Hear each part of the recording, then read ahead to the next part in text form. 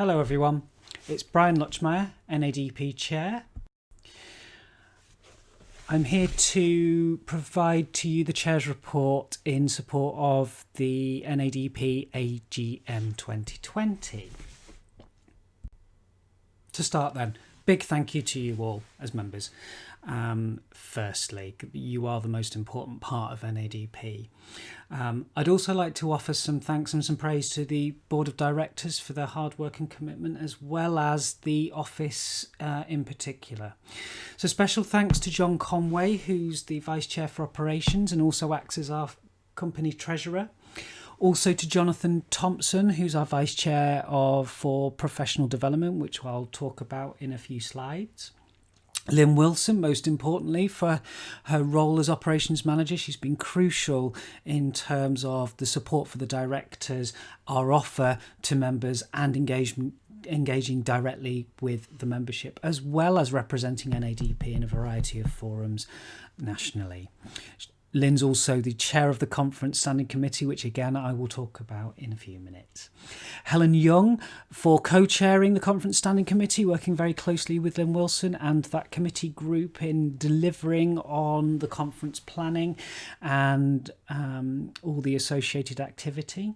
To Jen Harley as chair of our CPD Standing Committee. I would add Jen has decided to step down from chairing the CPD Standing Committee for the forthcoming year, however will continue to remain on the Board of Directors. Paddy Turner, thank you for his significant work, as with the whole Task and Finish group, around the accreditation pilot, which has been hugely successful. A massive congratulations to all those members that partook in the accreditation pilot scheme, and with our notable additions to either accredited members or senior accredited members coming as recently as June 2020. Really pleased with this scheme as a board, and we know that the quality assurance element which underpins the process is now there. So we'll be looking towards formally unveiling that offer to you as core membership over the coming months. Most importantly, as I mentioned at the very beginning, a big thank you to you all as members continue to engage with what we have offer in the forthcoming year, but also a massive thank you to you all for engaging with our levels of activity and delivery in the past year. So the headlines. We're in the midst of an office move, which unfortunately was delayed due to COVID-19.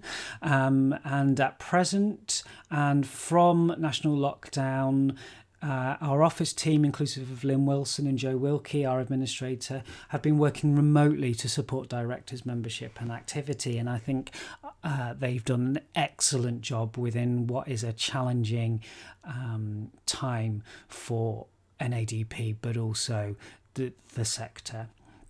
Joe Wilkie was furloughed for a while during the national lockdown by agreement, though I am pleased to announce is back and working at 4 days a week. And I would like to sincerely say Joe was greatly missed by myself, the board, and in particular the operations manager through that period. And we're delighted that she is back with us.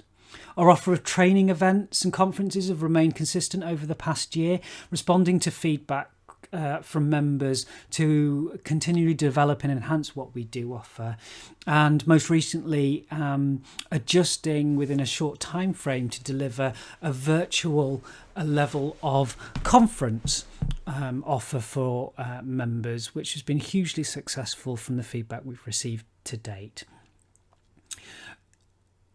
Events that we were delivering physically prior to lockdown, we made concerted effort to geographically spread the delivery to ensure that partners in the north of England and Scotland, and also the south of England and into Wales, were able to engage with our offer, inclusive of our CPD accredited ASC training.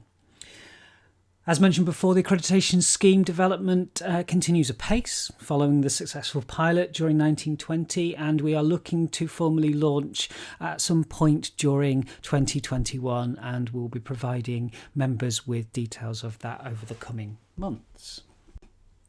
So in terms of standing committees, we currently have two formal standing committees, the Conference Standing Committee and the CPD Standing Committee. You'll notice on that slide I missed the D out in CPD, but it's there. It's a silent D.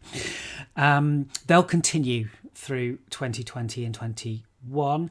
The accreditation task and finish group as it is will be put to the board to vote on establishing as a formal standing committee for 2020 and 21, and therefore in the long term, as a continued need for a standing committee on that basis.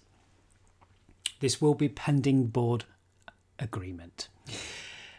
Membership fees, members may have noticed we had some changes again in April 2020. These were primarily to ensure that NADP is financially capable, that we're ensuring that the funds that we could raise through our membership fees could be ploughed back into offering a level of quality delivery through training, through conference, through events and through activities much more coherently than we were able to, and ensures that we're financially capable as a not-for-profit organisation, and with the prospect of moving into CIC status in the forthcoming 12 months. You will notice it included also the withdrawal of the association with NADP membership that we had previously. This was to ensure that we had a simple level of membership for anyone wanting to become a member of our organisation. In terms of partnerships, we have had an increased contribution to the sector through the newly formed Disabled Students Commission, hosted and chaired by Jeff Layer, and who I'd also like to thank for being involved in our virtual conference and providing a really informative video based on the perspective of the Disabled Students Commission, but also reflective of the changes in the sector.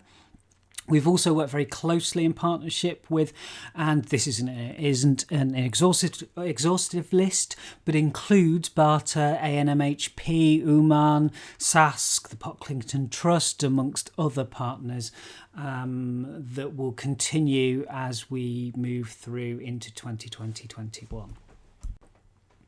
In terms of engagement and representation from the Board of Directors, we have regular representation on the Disabled Student Stakeholder Group, and I'm the formal representative for NADP. We have representation from Helen Young, who's been consistently excellent in representing NADP in that forum, and when Helen hasn't been able to do that, other directors have very kindly stepped in, including Sarah Todd as an example. The Disabled Students Commission, as I mentioned, chaired by Jeff Layer, has been hugely influential since its inception and launch in March 2020. And with regards to the COVID-19 pandemic, NADP have been directly involved in roundtable discussions and influencing the outcomes of the recently released and issued report from that group for higher education universities to look at working into their delivering practice for students coming into higher education and returning students in higher education. We continue our consultation and close communications with DFE and SFE and SLC. We continue a very, very positive relationship with our Link European partners in terms of working through research projects, etc. And NADP are the formal UK representative, inclusive of England, Scotland, Wales and Northern Ireland. For our partners, in and across Europe, be reassured they've had similar challenges to us in the UK, and we are looking to develop and enhance some of our working practice in that group over the forthcoming year, which we'll be able to share with our NADP membership and vice versa for our Link partners themselves. Do check out the video that I put together a week or so ago with regards to the Link partnership and what it is and what it does and what it will be doing over time.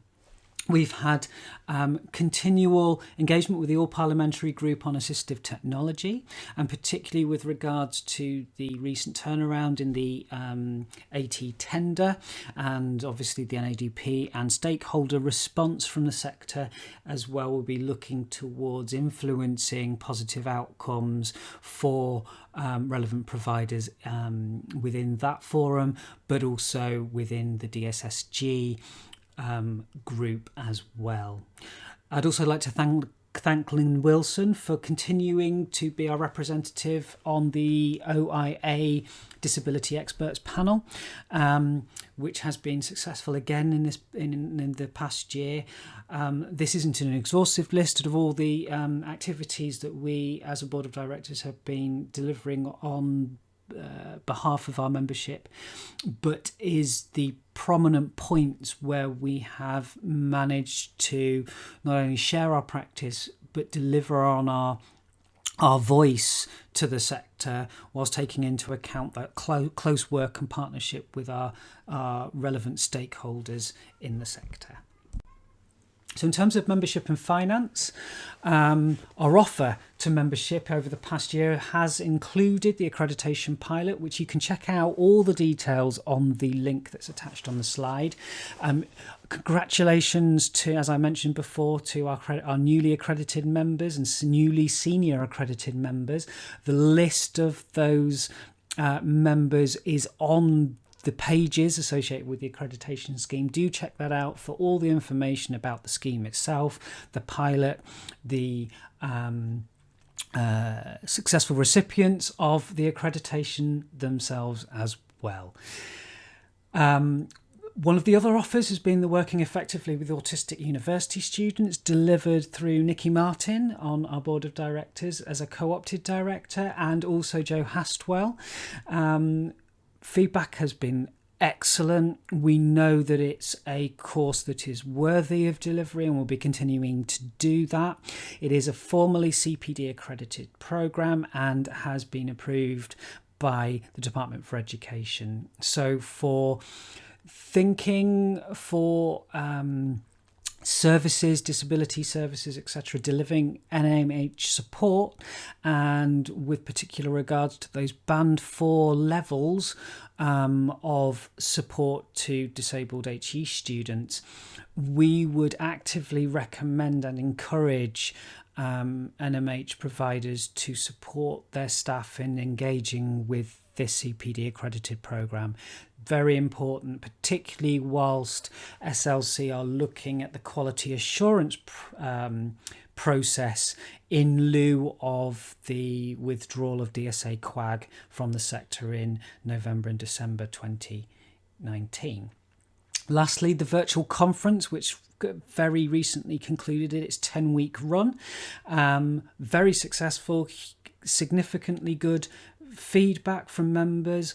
I'd like to thank our partners and presenters in working very closely with us within short timeframes to record videos for our webinars, to our members for engaging with those in the live setting, to our office team for doing a lot of planning to make sure that everything ran smoothly, which is a significant amount of work on their part, and also to the captioning services that were offered throughout the conference to pilot these technologies throughout, and none come without some challenges, both in terms of managing the technology and technology issues on the day. But I would say retrospectively it's been a very positive experience, both for myself as chair, but I think also for NADP and its membership, in going through a process of change and developing our practice. And I'm sure you would agree with that. Any feedback that you can provide, if you engaged with that virtual conference, please do have a look at the feedback information that you can provide via the NADP website.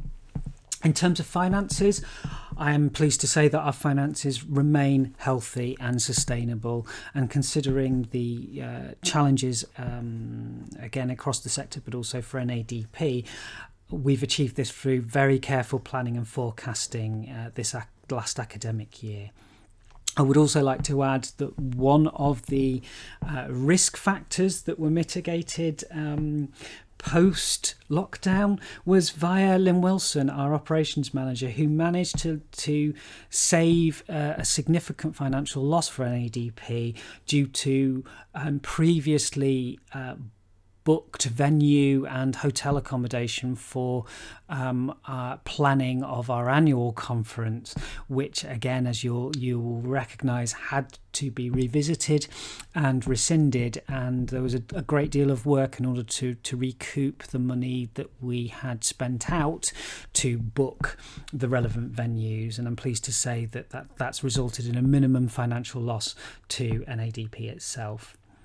It also, in turn, therefore, offered enable-free access to the entire 10-week run of our virtual conference, which I am really pleased to say was something that we wanted to offer in lieu of a physical conference. And I'm pleased to say, relieved to say actually, because 10 weeks is a long time, and in terms of office time and energy, it was a significant project for not only the office to administer, but also the conference standing committee in planning.